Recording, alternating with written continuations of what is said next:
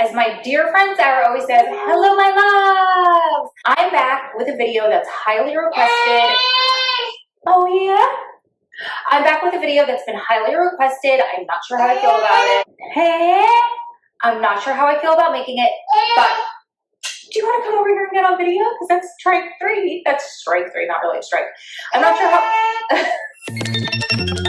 So this is a highly requested video, a little controversial, but that's okay. We'll talk through it. How I lost my baby weight. Disclaimer before we start, you do not have to lose anything. You're perfect and beautiful just how you are. Number 2, you don't have to rush it. It took me a year to finally get to a point where I feel comfortable and confident in my weight on the scale. I hate to say that, but as a gauge in my clothes, like I can finally fit things again, that was my gauge. I know like the typical thing is 9 months in, 9 months out. It took me longer. The other thing is I feel like society expects us to pop a baby out and go right back into shape. Some people say breastfeeding makes weight fly off of them. Other people say it makes their body hold on to weight or even pack weight on. I was in the pack weight on bucket, we'll call it. So here's what I did and how long it took me to get back to feeling comfortable in my own skin. And that's what this is about, is feeling comfortable and confident and nothing to do with a number on a scale or a tab inside your clothes. Before we get started, Baby Must sent me over the best baby carrier. So I forgot that this was even a thing. But then when they sent it over, I was like, oh my God, when I was very newly pregnant, maybe 6 or 8 weeks, Adam and I had dinner at a friend's house. They had a 4-month-old or a 6-month-old. They had a baby at the time. Their baby was a big baby. Daddy was like 6'5", 300 pounds, solid muscle, and she took after him, looks-wise, body-wise, and mommy was tiny, smaller than me. So she told me that she got this little belt and it almost has this seat attached where when you hold the baby, it takes a lot of their weight off of your forearm. Now, if you have a needy baby, like some of us, they don't like mommy to put them down. Things like cooking dinner, even just trying to get some work done, being on the phone, getting laundry done, household chores, it's really hard. He'll literally pull on my clothes to the point where he will pull them off if I'm wearing anything stretchy, or he'll like try to push me away if I'm cooking. He'll come between me and the cabinets, or even dangerously me and the stove, and he'll try to push me, or he'll get tangled in between my legs. So this thing is so helpful. I can pick him up, I can put him in that little seat. It takes the weight off my arm. The belt is so cool. It has like a cup holder. It has a little zipper where you can put stuff in. It's got Velcro, so as you lose your baby weight, you and a family member, a babysitter, the daddy can switch on and off because it's different sizes, and then it has a clip, kind of like a knapsack. Who says knapsack? Kind of like a backpack clip, and then you can even tighten that. So it's really sturdy around your waist, and it holds baby up. I love it. I will leave the discount, all of the information, and the links below where to get it if you're a new mom and you want it. It's super helpful, especially when you have a little one who, like mine, does not want to be put down. Okay, so back to how I got my pre-baby body back. When I was pregnant, I ate super healthy. This little guy, he's in my belly, he did not want anything sweet. Well, let's rewind. When I was first pregnant, I was pretty sick. I had really bad morning sickness, and I had to eat a lot of carbs in order for me not to feel like I was going to throw up all the time. A lot of things that I usually ate, like nuts and that kind of stuff, would just make me really nauseous, I think because it was hard to digest. So I went through a phase where I ate Starbucks wraps. They had like this Southwestern wrap,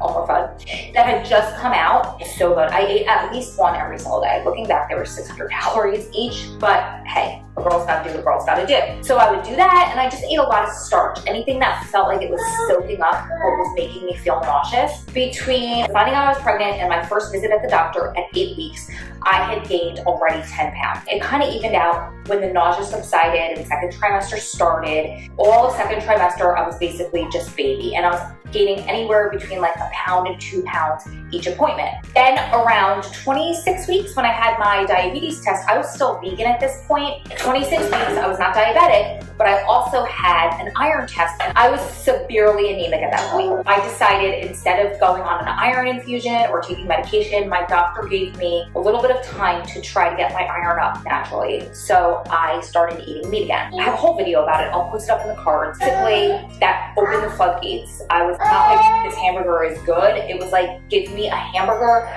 steak, jalapeno poppers wrapped in bacon. I went from vegan to the total opposite end of the spectrum overnight.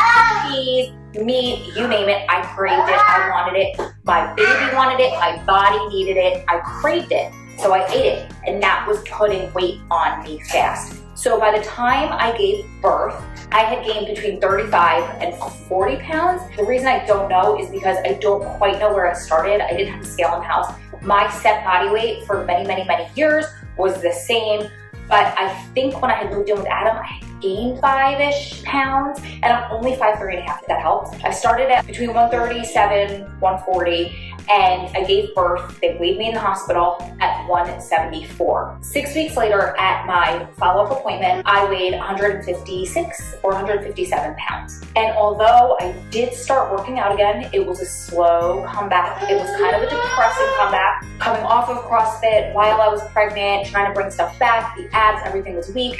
So I couldn't work out the way I wanted to, and I was having a lot of issues breastfeeding. I was eating a lot of gluten at that point because things like Malt-O-Meal and Ovaltine, a lot of stuff that I don't normally eat, a ton of oatmeal. I think my oatmeal that I was mixing everything into for breakfast alone was over 1,000 calories. But I didn't care. I would do anything and everything to give my baby breast milk, and I didn't care about my physique. Between my 6-week appointment and February, I gave birth July 7th. 6 weeks was mid-August. The following February, so 6 months later, I was still 155 pounds. And the reason I told you how tall I am is because I'm not. I'm a short girl, so 5 pounds looks like a lot on me. 5 pounds can be a whole pant size. In February, I was supposed to get married on the 13th, and I wound up coming down with a terrible stomach bug. I couldn't keep anything in from Friday until Monday. I was still working out regularly. I was still eating healthy-ish, still eating a ton of meat, still eating a lot of food. At that point, I had tapered my breakfast down a little bit, but not that much. I'm still trying to eat every couple hours, still eating all the supplements and everything for the baby, exercising pretty consistently, maybe 3 or 4 days a week, still heavy for me. So when I had that stomach virus, I'm not saying this is how you lose weight, it's just my trajectory of how I lost my baby weight. I dropped 6 pounds. I dropped to 147, and I kept it off. I didn't gain it back. I would go between 147 and 152 for a few months. I started to increase my workouts, so I was working out probably 5 days a week at that point. I was really starting to take note of what I ate and just tapered back the carbs a little bit. We don't eat junky and we don't eat a lot of sugar. There was a lot of mindless eating going on. At that point, I had cut out bacon because we were still doing our thing. So at that point, I cut out bacon and I tried to limit my red meat to once a week or even 2 weeks. Over Memorial Day weekend, we came down with COVID. I lost my taste and I lost my smell. While I had lost my taste and smell, I really wasn't eating. I could care less about food. It tasted, or felt I should say, because I couldn't taste it, disgusting in my mouth. I'll put my full COVID story up there because baby got it. So if you're interested in what happens when you have a baby with COVID, I dropped down another 5 pounds. I was 147 to 152 from February to May. We increased our workouts. We were getting a little bit more serious about them. And then when I got COVID, I had dropped down to 142. It's about 4 pounds up from where I told you guys for many years I was set. My set point was 137. 5'3", very muscular, and I hold my weight on the bottom. After COVID, and I got my taste and my smell back, and of course I was healthy at this point. It took me about 2 weeks to really feel back to myself, like I could work out again, like I could eat again, and I was healthy again. We increased our workout intensity even more. I don't count calories, I don't meal prep or anything like that. I eat typically 3 meals a day. I try to eat healthy foods. I have snacks here and there, but it's mostly oats in the morning with eggs. I'll put some chocolate chips with stevia. I make a pancake out of it. Or or an oatmeal bowl. And then I'll do protein shakes with berries or banana in there. I'll do lots of spinach, or I'll do a salad with chicken, a salad with tofu, some sort of vegetable. And then dinner is typically a bigger meal. And I'll do some sort of meat or fish with vegetable. And even sometimes there's starch. Not every night, but what I'm saying is consistency, but there's not planning. It's not like I only eat carbs for breakfast and I only eat protein for dinner. That's not the case for me. I think the biggest difference that happened for me, my mental health really suffered. I made a whole video about how I'm feeling like I'm having an identity crisis, my postpartum depression and anxiety, and I think it's breastfeeding hormones, a period fighting to get normal again. I got it back at 9 months, and that's really when I noticed. 9 months is when I noticed the weight I was able to stabilize and come off, and it's when I got my period back, so that could be a reason why. It could just be your body's gonna hold on to weight until your hormones kind of regulate, and then your body will start releasing the weight. And then between 9 and 12 months is when I start to really tighten up. And for my mental health, honestly, more than for my physique, I started walking every day. However, my stipulation for myself was if it felt like a workout, or it felt like I don't want to do that, like the hill's too steep, or I'm just not feeling it today, I didn't do it. It was not for a workout, it was 100% for mental health. And the more I did it, or I'm doing it, the more I'm really enjoying it. So I'll go up hills, sometimes I'll jog, sometimes I won't, but it's my whole rule for myself with this is it's what I feel like doing, and it cannot feel like work, and it cannot feel like anything other than going out, enjoying time pushing baby in the stroller. Usually that's when he naps. I'll listen to a podcast, sometimes some music, sometimes I'll meditate, sometimes I'll go through YouTube videos. It doesn't matter. I want fresh air, I want vitamin D, I want some sun on my skin, and I just want mentally to be able to get a little more peaceful and zen. There's a lot of hills where I am. I'm in the mountains of Las Vegas. So without realizing it, losing weight and tightening up, my body fat decreasing was a byproduct of walking for mental health. I go out between, depending on the day, like sometimes it's 25 minutes because I have work I have to get done. Sometimes I'll go 2 hours because I'm just enjoying myself and I want to go a little bit further. So on average, it's about an hour and a half. It just depends on the day. It depends on the weather. It depends on how hot it's getting. It depends on the baby's mood. It depends on what I have going on the rest of the day. But that's basically it. I didn't even realize it was tightening me up until my clothes started fitting me differently. Right now, I'm 134 pounds. I'm not trying to lose weight. It's all for mental health. What will probably happen is over the winter when I can't do those long walks anymore, if it gets too cold, because it does get cold here, I'll probably go up a couple pounds. I might put on a little bit of body fat. It doesn't matter. What matters is I feel good. It's helping my mental health. It's helping my stamina. It's helping my baby and I have some bonding time alone together. And it just brings me joy and it brings me peace. Is my body the same?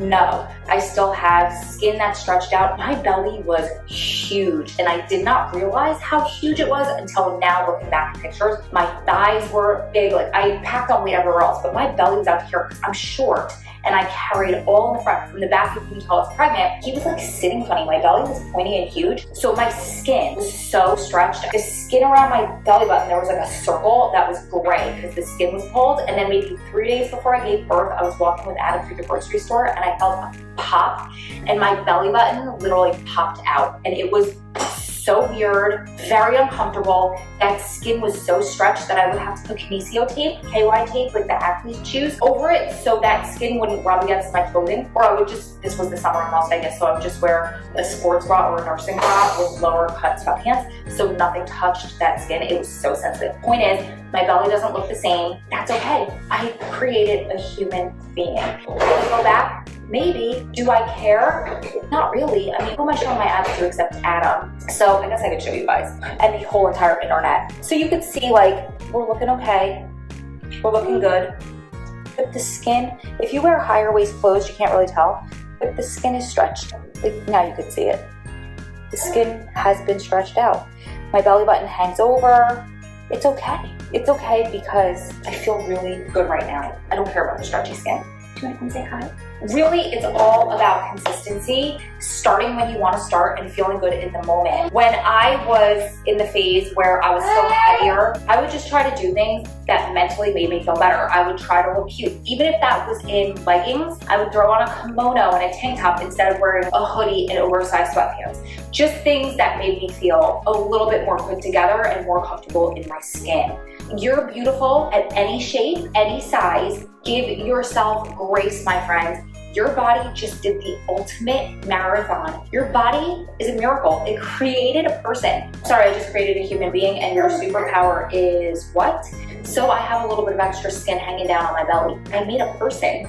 I made a pretty amazing person. Are you pretty amazing? No. Stay off the scale. I only took gauges every couple of months. I only checked now because I knew I was like on the lower side to see where I was to make this video. And I also know it's going back up once I can't walk as much, and I am okay with that. Let me know if you have specific questions about my workouts, about my nutrition. Let me know if this was helpful. I love you guys so much. Subscribe so you're part of the family. And we'll see you in the next one. See you in the next one. Bye guys. Mwah.